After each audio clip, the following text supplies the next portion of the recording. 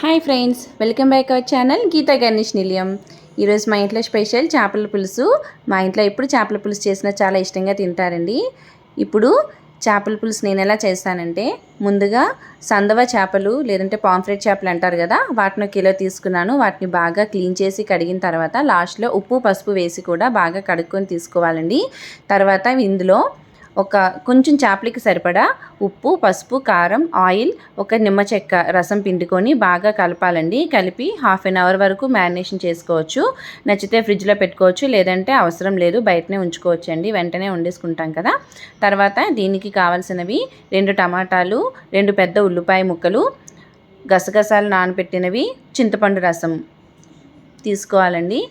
ముందుగా mixie jar తీసుకొని అందులో గసగసాలు వేసుకోవాలి. గసగసాలు వేసుకున్న తర్వాత ఉల్లిపాయ ముక్కలు కూడా వేసుకోవాలండి. ఉల్లిపాయ ముక్కలు కొంచెం పెద్ద సైజే కట్ చేసుకోవచ్చు, మిక్సీలో వేసుకుంటాం కదా. తర్వాత టమాటా ముక్కలను కూడా తీసుకోవాలి. ఇందులో అల్లం వెల్లుల్లి పేస్ట్ రెడీగా ఉంటే పేస్ట్ వేసుకోవచ్చు, లేదంటే అల్లం చిన్న ముక్క, వెల్లుల్లిపాయలు ఒక 4-5 రెబ్బలు తీసుకోవాలి. 2 దాల్చిన చెక్క ముక్కలు చిన్నవి, 4 లవంగాలు, 2 యాలకులు తీసుకోవాలండి. తర్వాత స్టార్ ఐనిస్ తీసుకోవాలి చిన్నది. దీన్ని మిక్సీ చేసుకుని చాలా మెత్తని పేస్ట్గా తీసుకోవాలండి. ఇప్పుడు పులుసు కోసం వెడల్పాటి కడాయి అయితే బాగుంటుంది కలుపుకోవటానికి. వెడల్పు కడాయి తీసుకోవాలండి. అందులో ఒక 4-5 టీ స్పూన్ల వరకు ఆయిల్ వేసుకోవాలి. కొంచెం ఆయిల్ ఎక్కువే పడుతుంది. ఆయిల్ వేడెక్కిన తర్వాత ముందుగా జీలకర్ర వేసుకొని బాగా వేయించాలండి.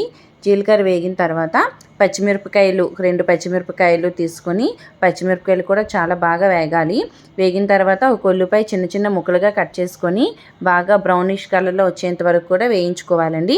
వేగిన తర్వాత మనం ముందుగా రెడీ చేసి పెట్టుకున్నాం కదా ఉల్లిపాయ పేస్టు, ఆ పేస్ట్ని మనం వేసుకోవాలండి. ఉల్లిపాయ టమాటా పేస్ట్ వేసుకున్న తర్వాత బాగా కలపాలి. సిమ్లో పెట్టి బాగా కలుపుకోవాలండి. సిమ్లో పెట్టి బాగా కలిపిన తర్వాత ఇప్పుడు కొంచెం ఉప్పు, పసుపు, కారం వేసుకోవాలండి. మనం ఇంతకుముందు చేపల ముక్కలకి మాత్రమే సరిపడా ఉప్పు, పసుపు, కారం వేసుకున్నాం కదా. ఇప్పుడు పులుసుకి సరిపడా వేసుకోవాలి. ఈ పేస్ట్ కొంచెం వేడయ్యాక వేసుకోవాలండి. వేసుకుంటే చాలా బాగుంటుంది టేస్ట్. మీరు కనుక మన ఛానల్ నచ్చితే ప్లీజ్ సబ్స్క్రైబ్ చేసుకోండి, లైక్ చేయండి, షేర్ చేయండి. పులుసుకి సరిపడా ఉప్పు, పసుపు, కారం వేసుకున్న తర్వాత బాగా కలిపి సిమ్లో పెట్టి మగ్గనివ్వాలండి. మధ్య మధ్యలో కలుపుతూ ఉండాలి, లేదంటే పేస్ట్ తొందరగా మాడిపోతూ ఉంటుంది. 1 స్పూన్ గరం మసాలా కూడా వేసుకోవాలండి. ఇంచుమించు దీనికి ఒక 10 నిమిషాల వరకు టైం పడుతుంది సిమ్లో పెట్టుకొని. ఈ విధంగా ఆయిల్ సపరేట్ అయ్యే వరకు కూడా మనం వేగనివ్వాలండి. ఈ ఉల్లిపాయ పేస్ట్ ఎంత చక్కగా వేగితే మనకి పులుసు టేస్ట్ అంత బాగుంటుంది. కాబట్టి ఇదే కొంచెం టైం పడుతుందండి. ఈ విధంగా మనకి ఆయిల్ సపరేట్ అయ్యేటట్టు కనిపిస్తుంది కదా. ఇప్పుడు కొంచెం ధనియాల పొడి మనం వేసుకోవాలి. ధనియాల పొడి వేసి బాగా కలిపిన తర్వాత మరొకసారి మూత పెట్టి వేగనిద్దాము.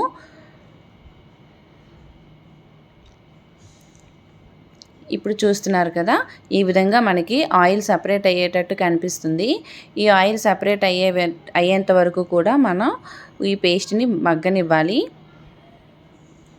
ఇలా ఇది వేడెక్కిన తర్వాత మనం చింతపండు రసం తీసుకుని ఉంచుకున్నాం కదా, దాన్ని మనం వేసుకోవాలండి. పులుపుకి తగ్గట్టుగా మనం వాటర్ వేసుకోవాలి. మరి ఎక్కువ వాటర్ వేసుకుంటే పులుసు చాలా పలచగా అయిపోతుంది.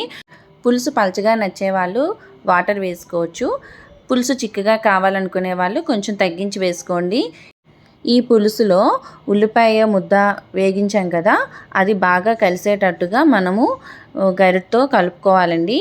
బాగా కలిస్తే బాగుంటుంది, లేదంటే ముద్దలు ముద్దలుగా ఉండలుగా ఉండిపోతుంది. ఈ విధంగా నేను వాటర్ వేసుకొని కలుపుకున్నాను. మూత పెట్టి హైలో మరగనివ్వండి. ఈ విధంగా పులుసు మరిగిన తర్వాత మనం ఇందాక రెడీ చేసి పెట్టుకున్నాం కదా, ఆ చేప ముక్కల్ని ఇందులో వేసుకోవాలండి. ఒక్కొక్కటి నెమ్మదిగా వేసుకుంటూ ఉండాలి. అన్నీ ఒకేసారి వేసేస్తే విరిగిపోతాయి. సో అంతా స్ప్రెడ్ చేసే విధంగా వేసుకోవాలి. అన్ని చేప ముక్కలు ఒకే దగ్గర వేయకూడదు, మనం కలిపేటప్పుడు కష్టమైపోతుంది కదా. సో మీలో ఎంతమందికి చేపల పులుసు అంటే ఇష్టమో నాకు కామెంట్ సెక్షన్లో కామెంట్ చేయండి. ఈ రకంగా చేపల పులుసు చేసుకుంటే చాలా బాగుంటుంది. చేప ముక్కలన్నీ వేసుకున్న తర్వాత ఉప్పు ఇక్కడ చెక్ చేయండి. ఉప్పు కనుక మీకు సరిపోయినట్టు అనిపిస్తే మరి యాడ్ చేయొద్దు. నాకైతే కొంచెం సరిపోలేదు. కొంచెం తగ్గినట్టు అనిపించింది. అందుకే నేను మరి కొంచెం ఉప్పు యాడ్ చేసుకున్నాను. ఉప్పు వేసిన తర్వాత కొంచెం పులుసు అనేది కలుపుకోవాలి. ఇలాగా గరిటతో బాగా కలపకండి. గరిటతో కలపడం రాని వాళ్ళు ఇలాగా క్లాత్స్ పట్టుకొని కొంచెం మూవ్ చేయండి. కడాయిని మూవ్ చేస్తే సరిపోతుంది. మరి ఎక్కువగా కలిపేస్తే ముక్కలు విరిగిపోతాయి. ఇప్పుడు మూత పెట్టుకొని ముక్కలు అనేవి పులుసులో మరగనివ్వాలండి. మధ్య మధ్యలో కలుపుతూ మనం ఉండాలి. ముక్కలు పులుసులో మరిగిన తర్వాత మనం గరిటతో తీసి చూసేటప్పుడు ముక్కలు అనేవి కొంచెం ఉబ్బినట్టు అనిపిస్తాయి, రంగు మారుతూ కనిపిస్తాయి. సో అప్పుడు పులుసు మరిగినట్టే. ఈ విధంగా పులుసు అనేది కొంచెం పలుచగా ఉండేటప్పుడే మనం స్టవ్ ఆఫ్ చేసుకోవాలండి. మళ్ళీ చిక్కగా అయిపోతే చల్లారాక గట్టి పడుతుంది. కాబట్టి కొంచెం వాటరీగా ఉండేటప్పుడే మనం ఆఫ్ చేసుకోవాలి. ఈ విధంగా ఆయిల్ సపరేట్ అయినట్టు కనిపిస్తే మనకి పులుసు రెడీ అయిపోయినట్టే. స్టవ్ ఆపే ముందు కొత్తిమీర వేసుకొని ఆపండి. నేనైతే ఈ కన్సిస్టెన్సీలో ఆఫ్ చేసేసాను. చూసారా, ముక్క అనేది రంగు మారింది కదా. పులుసుకి ఈ విధంగా బాగుంటుందండి. ముక్క అనేది మెత్తగా ఉడికినట్టు కూడా తెలుస్తుంది మనకి.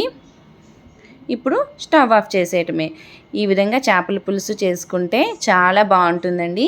వేడివేడిగా చేసుకొని తినే కంటే కూడా చల్లారాక చేపల పులుసు తింటే చాలా రుచిగా ఉంటుంది.